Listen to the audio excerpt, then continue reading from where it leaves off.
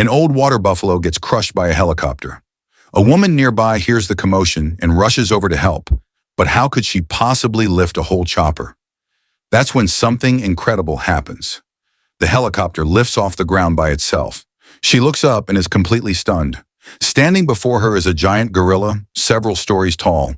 Terrified it might attack, she freezes, but the gorilla simply looks at her and walks away. Relieved but filled with regret, she realizes they never should have entered this mysterious place, Skull Island. Just hours earlier, a team of explorers arrived under the guise of research, but really they were on a destructive mission. Their reckless actions quickly awakened the island's true king. Kong, a colossal ape and the island's protector. He let out a thunderous roar, trying to warn them off, but they didn't listen. Instead, they attacked him with a fleet of helicopters. That was a huge mistake. Furious, Kong pounded his chest and gave them one last warning, but they kept firing. Dozens of choppers circled overhead, unleashing non-stop firepower. Realizing they wanted him dead, Kong finally snapped and fought back. The general in charge of the mission was livid. Many of his men had died, and now he was out for revenge. But they were forgetting, if a creature like Kong exists here, there are probably others.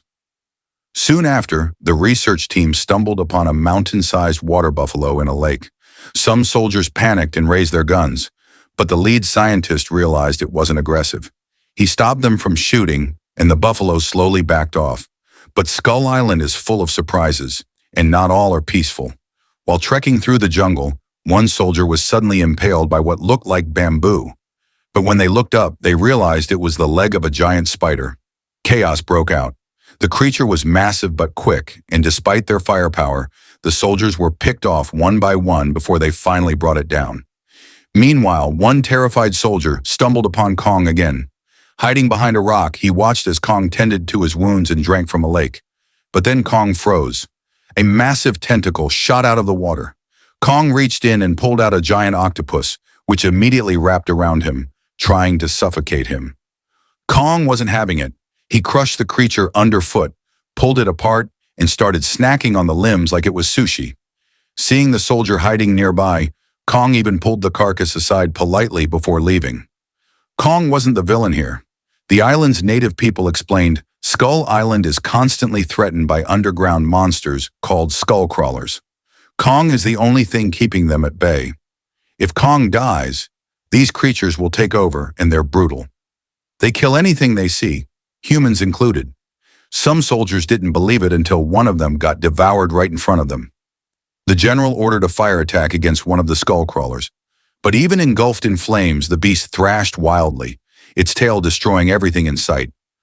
A woman managed to ignite an explosion and drive the creature back, but this monster was just a mid-tier skull crawler. The natives warned them, if they kept fighting Kong, they'd unleash something worse. The scientist wanted to protect Kong, but the general was obsessed with revenge. That night, he set a trap using flammable water and ignited it to burn Kong alive. Kong howled in agony until the scientist and others rushed in to block the attack, standing between Kong and the general.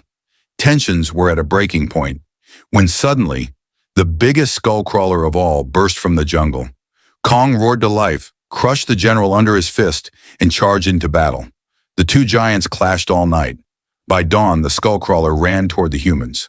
One brave man tried to sacrifice himself with a suicide bomb, but the monster was too smart. It dodged and chased the survivors. Just as it was about to devour them, Kong returned, slamming it with a massive rock.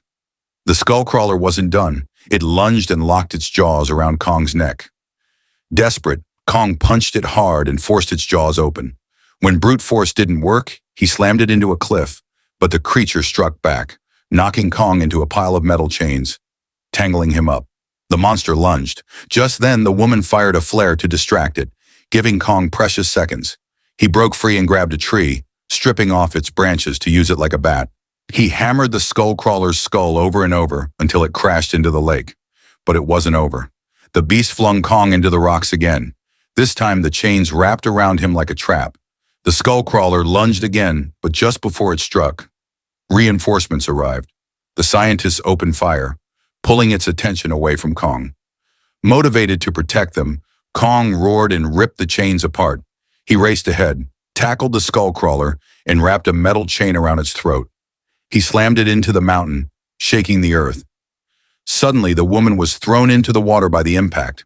Kong saw her and panicked just as the monster got back up.